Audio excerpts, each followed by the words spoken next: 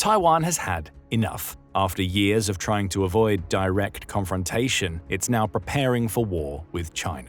This is a major shift.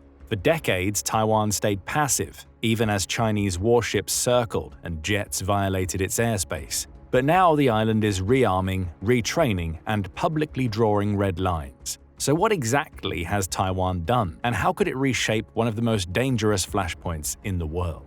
Let's break it down. On the surface, it's a complete mismatch in terms of the two nations' relative size and strength. China has the largest armed forces in the world, with over 2 million active-duty military personnel and 510,000 in reserve. Taiwan has just 215,000 active military personnel, although they are supported by about 1.6 million civilian warriors. Although estimates vary, China also has a ground force of at least 6,800 tanks and 3,490 self-propelled artillery units, while Taiwan has around 888 tanks and 488 self-propelled artillery units. China also has a massive fleet of 234 naval ships and 61 submarines, while Taiwan has just 26 ships and 4 submarines, 3 of which date back to the 1980s or earlier.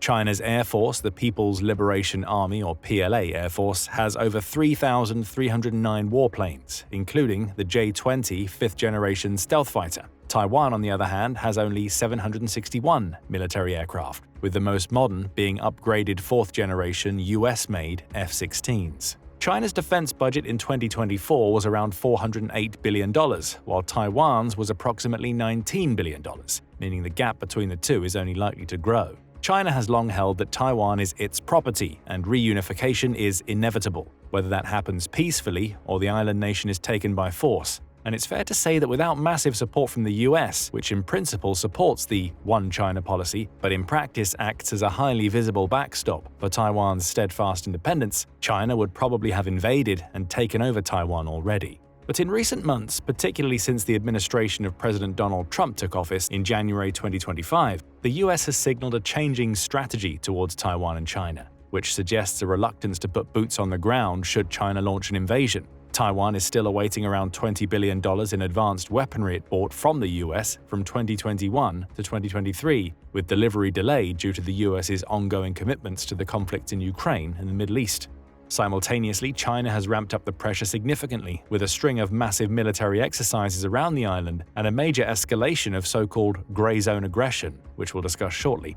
But in the face of these seemingly disadvantageous developments, Taiwan's leadership hasn't backed down. Rather, it's responded defiantly, with a series of political, economic, and military countermoves of its own. President Lai Ching-te has certainly upped the ante in recent weeks, but this new, more confrontational attitude towards China actually began with his predecessor, Tsai Ing-wen. Taiwan has been independent from China since the end of the Chinese Civil War in 1949, when Republican leader Chiang Kai-shek fled the mainland in the face of Mao Zedong's communist onslaught on the island, then called Formosa, which is just 110 miles across the Straits of Taiwan. But China has always seen Taiwan as an integral part of China, a renegade province that needs to be brought under control by force if necessary. For decades, tensions ran high between the Chinese Communist Party on the mainland and the authoritarian Kuomintang administration that ruled Taiwan with an iron fist until 1986. But relations then began to thaw during the administration of democratically elected President Ma Ying-jeou, which saw the signing of 23 agreements or memoranda of understanding between Taiwan and the mainland, including economic and public safety-related pacts. But all that changed when Tsai and the Democratic Progressive Party, or DPP, took office in 2016.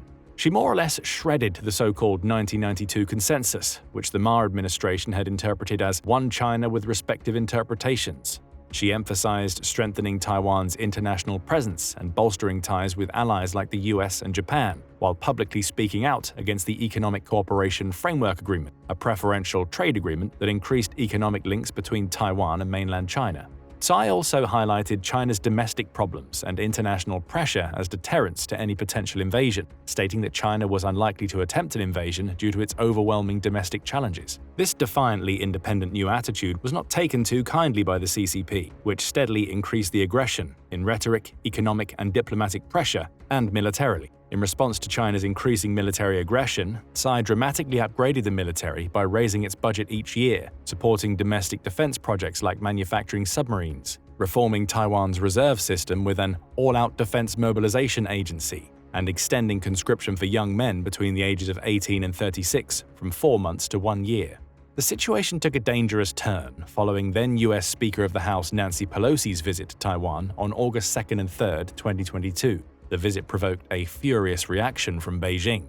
Dubbed the Fourth Taiwan Strait Crisis, the Chinese response included a series of forceful and coercive military, economic, and diplomatic measures that began before Pelosi even arrived. They dispatched drones over Taiwan's Dongyin Island on July 28th, the first time China had used UAVs against Taiwan. Then PLA aircraft flew close to the Taiwan Strait centerline on the day Pelosi landed, August 2nd, while several civilian flights at multiple airports in Fujian province were cancelled, suggesting that China was clearing the airspace in the Taiwan Strait to engage in military operations. These actions were designed to scare Pelosi off, but they failed. So the PLA rapidly transitioned to a range of military operations against the island, including live-fire rocket and missile launches on August 4th, and significant joint military operations from August 4th to August 7th. At the same time, China stepped up air intrusions against Kinmen and Matsu, Taiwan's offshore islands located close to China. These actions were accompanied by an aggressive disinformation operation to exaggerate the extent and scale of China's capabilities. Fortunately, the heightened state of tension didn't escalate into anything more kinetic, but the dial was ratcheted up several notches again in March and April 2023 when Tsai transited through the US, meeting with Kevin McCarthy, who had replaced Pelosi as Speaker of the House. China again responded firmly, although this time with a more nuanced approach. First, Beijing appears to have timed a 12-day visit to China by former President Ma to coincide with Tsai's US transit, the first time a former or sitting Taiwan president had traveled to mainland China. Under Ma, as we've noted, Taiwan had been on a much less confrontational path with China. China also then poached one of Taiwan's few remaining diplomatic partners, Honduras, reportedly offering the Caribbean nation up to $2.95 billion to establish diplomatic relations with them instead. This was the 9th country that China had enticed to switch diplomatic ties from Taiwan to China during Tsai's presidency alone, the others being São Tomé and Príncipe, Panama, El Salvador, the Dominican Republic, Burkina Faso, the Solomon Islands, Kiribati, and Nicaragua. A further 9 nations had been lured to the red side during the administration of President Chen Shui-bian, who preceded Ma as president. North Macedonia, Liberia, Dominica, Vanuatu, Senegal, Grenada, Chad, Costa Rica, and Malawi. Gambia had been persuaded to switch sides during Ma's term, and Nauru has subsequently joined these nations. This list is not exactly jam-packed with heavy hitters, but each has a vote in the United Nations General Assembly and previously had aligned with Taiwan. As it had during Pelosi's visit, China again launched disinformation campaigns, mostly targeting Tsai, including paying pro-China demonstrators to protest outside her hotels and venues. It also introduced sanctions against multiple US and Taiwan organizations and individuals, such as the Hudson Institute and the Ronald Reagan Presidential Library that hosted her in the US. And again, China beefed up the military threat. The PLA had 7 days of large-scale military exercises in 7 zones surrounding Taiwan. These exercises involved 12 PLA naval vessels and 91 aircraft, the highest one-day total of PLA aircraft recorded near Taiwan. The PLA also took the unprecedented step of launching ballistic missiles over and near Taiwan, 5 of which fell into Japan's exclusive economic zone. Moreover, unlike previous escalations against Taiwan, the PLA did not announce specific coordinates for its main exercises and commenced the exercises the same day they were announced, providing no warning. Tensions continued simmering in the aftermath, but have recently been coming to a boil since Lai took center stage in May 2024, having won an unprecedented 3rd consecutive election for the DPP. On May 15th, Tsai signed off flamboyantly with a group of drag queens parading through the presidential office building. 2 days later, a real riot erupted in Taiwan's legislature as lawmakers traded insults and punches over a bill that would heighten scrutiny powers over the government, and tens of thousands protested in the street. When Lai finally took office on May 20th, his inauguration speech angered Beijing to the point that it dispatched fighter jets and warships as a demonstration of its ability to seize power. That's been a common theme throughout Lai's presidency, Lai saying and doing things that are followed by an aggressive response from China. On October 14, 2024, the PLA launched military drills codenamed Joint Sword 2024B, involving the Army, Navy, Air Force, and Rocket Force in the Taiwan Strait and areas to the north, south, and east of Taiwan. It was designed as a stern warning against the actions of Taiwan's independence forces. That seems to have been a direct response to Lai's National Day speech on October 10th and another at the celebration party on October 5th, despite these being regarded as reserved by most analysts. Then from December 9th to 11th, the PLA conducted what spokesperson Sun Li-Fang of the Taiwanese Ministry of National Defense, MND for short, described as the largest-scale activity around Taiwan since the 1996 Taiwan Strait crisis. MND Deputy Chief of Staff for Intelligence He Jisheng added that the scale of the vessels dispatched this time was staggering, with their range extending from the first to the second island chain. Nearly 90 vessels are believed to have been involved in these drills, which were again not pre-announced by the PLA. But these and other provocations don't seem to have dissuaded Lai at all from his path, and now he seems to have taken his most defiant steps yet. On February 14, 2025, he called China a foreign hostile force and proposed 17 new national security measures designed to improve the nation's resilience and defense against the Chinese threat. Lai's speech drew an immediate reaction from Beijing, who called him a destroyer of cross-straits peace and a creator of crisis. So what do these new security measures entail, and how might they change the situation? One of the most controversial measures is the proposal to restore a military court system as a response to the increasing number of Chinese gray zone attacks, which include infiltration of government, military, and society. The military court system will prosecute military crimes as sedition, aiding the enemy, leaking confidential information, dereliction of duty, or disobedience. In a similar vein are proposals to revise regulations for retirement benefits and penalties for expressions of loyalty to China by military personnel, enhanced scrutiny of Taiwanese citizens applying for identification documents in China, especially military personnel, civil servants, and educators, implement stricter requirements for Chinese nationals applying for permanent residency in Taiwan, prohibiting dual identity status, and adjust residency systems for individuals from Hong Kong or Macau. On the face of it, some of these might seem to be bordering on the petty, but China's infiltration of Taiwanese leadership, economic and military structures is a growing problem, with several prominent DPP lawmakers being implicated in espionage for China in 2025 alone. Sheng Chu-ying, a former assistant to several DPP lawmakers, was released on bail in March as authorities continued investigating allegations that he was recruited by Chinese intelligence during a trip to China. And in April, DPP member Hou Zhenjie was detained and held incommunicado on suspicion of spying for China during his tenure as assistant to then Minister of Foreign Affairs Joseph Wu.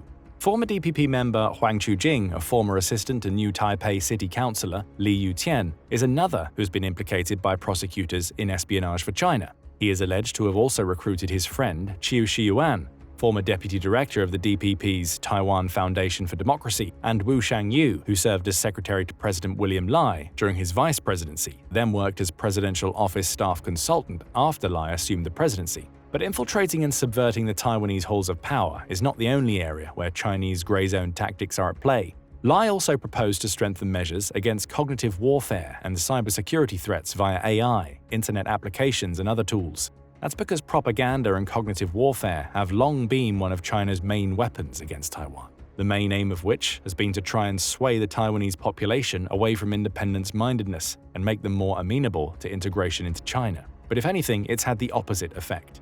A 2024 poll showed that the overwhelming majority, some 76% of Taiwanese, see themselves as Taiwanese, not Chinese. Only 9% feel that they're basically the same people. While the main opposition parties favor less confrontational relations with the mainland, the fact that the DPP has now won 3 elections in a row indicates that the majority deeply value their independence and democratic values. Not that that stopped China from trying to sway them. In April, Taiwan's National Security Bureau, or NSB, reported that they had recorded 510,000 instances of controversial information being spread online by the CCP in the first quarter of 2025 alone, up from the 442,652 identified in the first quarter of 2024. The CCP has been trying to divide Taiwanese society by commenting on controversial issues such as Taiwan's semiconductor manufacturing company's recent announcement of an additional $100 billion investment in the US, the Bureau said. The information was mostly found on Facebook, where 3,600 suspicious accounts were identified, as well as forum sites PTT and Dcard, and on X, and increasingly TikTok. In addition, according to the report, China uses state-run media, private accounts, cyber army groups, and public relations firms to manipulate public opinion, and there has been a marked increase in the use of AI to generate and spread misinformation. The CCP also repeatedly attempts to hack and steal data from Taiwanese governmental organizations, critical infrastructure, and technology companies. Since the beginning of 2024, the government's service network registered a daily average of 2.19 million cyber attacks, mostly from China. Taiwan's healthcare sector, in particular, has suffered from a series of ransomware attacks, with hackers stealing data to sell on online forums. Information is then spread online about these ransomware attacks to destabilize social order and create public anxiety. Similarly, Chinese hackers have also stolen data from the government and national defense sector, which is then repackaged, sensationalized, and repeatedly resold, aiming to damage the government's credibility. What this all means is that for Taiwan, defending the hearts and minds of its population against Chinese aggression is arguably just as important as defending its territory. And in this regard, Lai's 17-point plan goes some way to shore up defenses and take the offensive to China. Defending the territory itself is a much trickier affair, given the huge disparity in military power, despite having the world's most powerful military, the US, in its corner. China's most recent massive drills in response to Lai's 17-point plan shows that it does have the ability to more or less blockade the islands by sea and air for significant periods. Experts such as the RAND Corporation suggest that in the event of a Chinese invasion, it would take up to 90 days for the US to mobilize and deliver a powerful enough force to successfully deliver a crushing defeat. China is just 140 miles away, while the bulk of the US's might is on the other side of the Pacific Ocean after all. But there's every reason to be confident that Taiwan could successfully hold the fort until the US arrives in full force, despite being akin to St. George and his trusty sword facing off against the massive, fire-breathing monster. That's in part down to Taiwan's defense-friendly geography. Taiwan features a hostile, mountainous terrain, particularly around its densely populated urban areas, which make attacks difficult. There are only a few beaches suitable for landing, and these are mostly on the west coast, which has shallow waters. That means invasion craft would have to moor further out to sea to disembark personnel, making them sitting ducks for Taiwan's air and sea defenses, which include US Patriot air defense systems, Tiankung or Skybow surface-to-air anti-ballistic missiles, and Xiongfen anti-ship missile systems. But it's also down to a strategy co-developed with the US and dubbed the Porcupine defense, or lots of little things, which is being turbocharged by Lai. Taiwan's small size and compact infrastructure make it particularly vulnerable to China's vast array of air and sea-based missiles. There are only 4 main power plants, for example, which are all low-hanging fruit for Chinese missiles once the Patriot air defense missiles have all been fired. This vulnerability limits the effectiveness of expensive legacy systems on which Taiwan continues to spend 2.5% of its GDP. In 2023, Taiwan ordered $1.55 billion in weapons and services from the US, including infrared tracking systems for F-16 jets, munitions, spare parts for aircraft, and technical support. In October 2024, the US approved another $2 billion in arms sales to Taiwan, including, for the first time, NASAM's surface-to-air missiles and advanced radar systems. Other purchases during Tsai's tenure included drones, anti-tank munition systems, Paladin medium self-propelled howitzer artillery systems, AIM-9X Sidewinder air-to-air missiles, Stinger surface-to-air missiles, Mark 48 Mod 6 advanced technology heavyweight torpedoes, and AGM-154C JSOW air-to-ground missiles. However, these are low-cost, highly effective asymmetric warfare steps that Taiwan is taking to impede and disrupt the Chinese invasion until the US cavalry arrives. Somewhat ironically, asymmetric warfare was also used successfully by Mao Zedong to defeat Chiang Kai-shek and the Republic of China's military in the 1940s, leading its nationalist government to retreat to Taiwan and setting the stage for today's tensions. The idea is to make any military assault so difficult, challenging, and bloody that PLA will consider the cost of invasion too high, not to mention the risk of turning Beijing into a global pariah. For example, Taiwan could create artificial reefs offshore, either by sinking defunct ships or placing large, hollow shapes made of concrete or other durable materials. If they tried to maneuver around these impediments, Chinese ships or landing craft would run aground, sustain damage, or become immobilized and highly vulnerable at a critical moment. Similarly, Taiwan could place rows of anti-vehicle obstacles on the beaches themselves. A second approach entails the use of naval mines. In addition to inflicting a body count of PLA vessels, mines could have a powerful effect in terms of delaying and disrupting the invasion force. And each mine only costs around 1/100th of the cost of an anti-ship ballistic missile. A third, complementary approach is the so-called scorched earth tactic. By sabotaging equipment, tearing up roads and runways, embedding landmines, placing booby traps, installing malware, and other methods, Taiwan could greatly extend the timelines needed to restore those key nodes. It could extend them even further by targeted attacks on reconstruction crews from concealed positions nearby. These and other guerrilla tactics could make an invasion such a nightmare for the PLA that they just go home before the US military arrives in full force. But most experts agree, the key to any successful defense would be a strong, united, defiant population, willing to fight tooth and nail for their homeland, just like the Ukrainians have in the face of Russia's invasion. And perhaps more than any purely military steps that could be taken, that could be a critical component in standing up to the dragon. But what do you think? Is Taiwan doing the right thing by getting more confrontational with China? Can it successfully defend itself against a Chinese invasion, with or without the US's support? Let us know in the comments, and thank you as always for watching. Now go and check out China's massive invasion barges just sighted Taiwan on high alert, or click this other video instead.